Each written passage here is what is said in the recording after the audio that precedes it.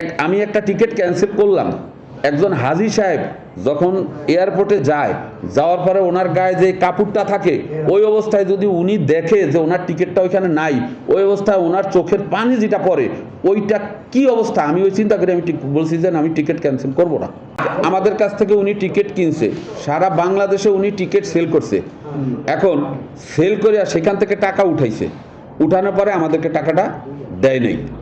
এইটা একটা পার্ট ওনার আছে। আবার সারা বাংলাদেশে টিকিট সেল করতে যায় কিছু টিকিট উনি আছে যেটা টিকিট না দিয়ে আগে অগ্রিম তাদের কাছ থেকে টাকা নিছে, হাজি গ্রুপদের কাছ থেকে অগ্রিম টাকা নিছে, বাট টিকিটটা তাদেরকে আবার দেয় নাই।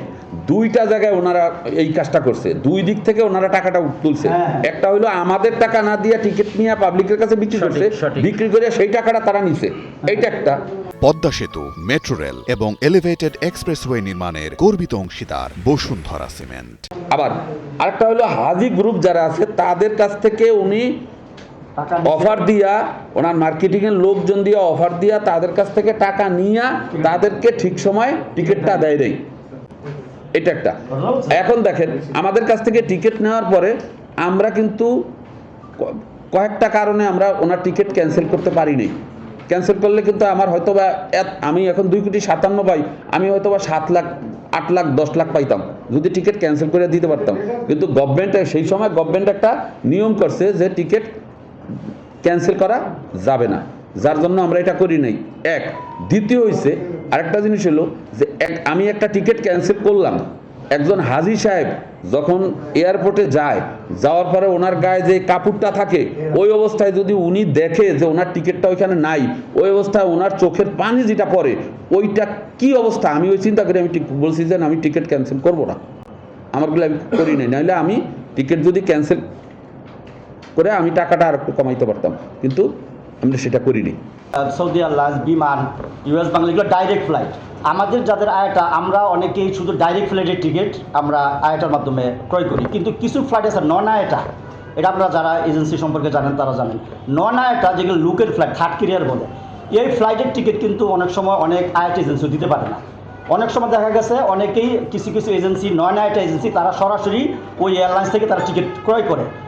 তো ওরা টিকিট কিংডম মার্কেটিং করছে সারা বাংলাদেশে, তাদের অনলাইনেও মার্কেটিং আছে, অফিসে তাদের মার্কেটিং করছে যে তারা থার্ড ক্যারিয়ারের টিকিট উমরার যাত্রীদের জন্য একটু মার্কেটে যা রেট আছে এর চেয়ে সামান্য কিছু কমেও তারা দিতে পারে। এই কথা বলে মূলত এই বিভিন্ন এজেন্সিকে তারা উদ্বুদ্ধ করছে এবং তাদের কাছে মানে টিকিট ক্রয় করছে এবং তারা বিক্রি করছে। বিষয়টা হচ্ছে ওদের তো ট্রাভেল এজেন্সি আছে, আর ওদের তো অলরেডি সিভিল এভিয়েশন আছে। একটা সিভিল এভিয়েশন থাকলে তো সে টিকিট বিক্রি করতে পারে, সেটা বলছে না। যেহেতু তার সিভিল এভিয়েশন আছে, সুতরাং তার কাছ থেকে টিকিট নেওয়া তো কোনো অপরাধ না, সে নিতেই পারে। ওই আইরিন আক্তার টিকিট কিংডম ওনার কাছ থেকে টিকিট নিছিল। এখানে দুইটা বিষয়, একটা হলো উনি ওনার কাছ থেকে টিকিট নিছে, আবার উনি আবার ওনাদের কাছে টিকিট নিছে। ওনার নিজস্ব আয়টা নাই, ওনার টিকিট নিজস্ব কোনো টিকিট নাই।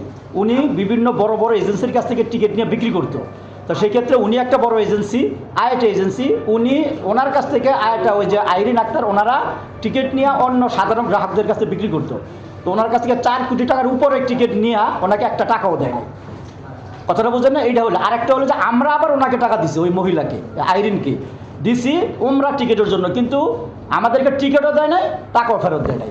এইটা এখানে দুইটা বিষয়, কিন্তু একটা হচ্ছে ওনাকে টাকা দেওয়া হয়েছে টিকিটের জন্য, উনি টাকা নিয়ে টিকিট দিতে পারেন।